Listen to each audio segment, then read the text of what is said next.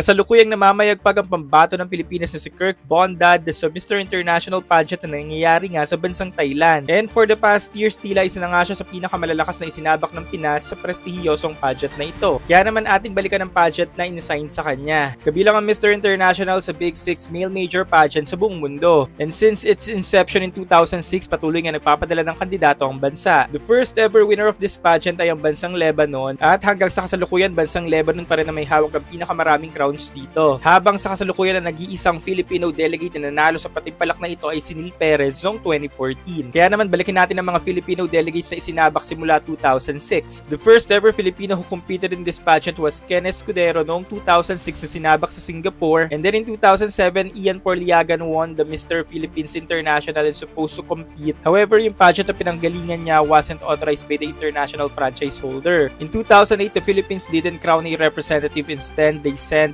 Jeff Suryo na isinabak naman sa bansang Taiwan. In 2009, galing ulit sa Mr. Philippines pageant, it was Michael Manansala na isinabak din sa Taiwan. And in 2010, galing ulit sa Mr. Philippines pageant, Rafael Cruz na isinabak naman sa Indonesia. In 2011, it was Francis Lopez who competed in Thailand. And then in 2012, galing pa din sa Mr. Philippines pageant, Mark John Gutoma na sinabak din sa Thailand. In 2013, na-acquired na ng Mr. South Philippines pageant ang franchise ng Mr. International. And it was Hiluagas who's the first ever MIPH na nalo sa bakura ng Mr. South Philippines at isinabak nga sa Indonesia noong 2013. And then in 2014, it was the Guapolis Neil Perez na galing din Mr. South Philippines na isinabak nga sa Korea. 2015, Rain Villarreal na dito lumaban sa Manila. 2016, Miguel Gia na lumaban sa Thailand. 2017, Raven Lansangan who competed sa Myanmar. 2018, Mark Balawaloa na nag-compete sa Manila. And the last Mr. International Philippines na kinoronahan sa bakura ng Mr. South Philippines ay si Leven Arguelles na nag-compete din dito sa Manila. And then in 2022, the founder of this pageant passed away. At dito na nga nag-umpisa ang leadership dispute kung saan nagkaroon na nga ng dalawang Mr. International pageant. Ito na nga ang Philippine-based at ang Thailand-based. At ang huling Pinoy nga na isinabak sa isang Mr. International pageant ay si MJ Ordiliano noong 2022. At yung taon ngang iyon, yun na nga ang huling iisa lang ang Mr. International pageant at ang winner noon ay si Dominican Republic. And presently, meron nga tayong dalawang Mr. International pageant, ang MIPH at ang MITH. Kung saan si Kirk nga ay nasa Mr. International Thailand-based. At kasalukuyan ng franchise ng Thailand-based MI ay hawak ng Mr. Pilipinas Worldwide. Kung saan dito nga nakuha ni Kirk ang rights para maisuot ang sash ng Pinas at ngayon nga ay namamayagpag na sa international stage. Nahatiman nga ang laban pero sa dulo ay isa pa rin ang bandera sa entablado. At matapos nga ang 11 taon, magawa kaya ni Kirk Bondad masungkit ang ikalawang korona ng Mr. International Philippines.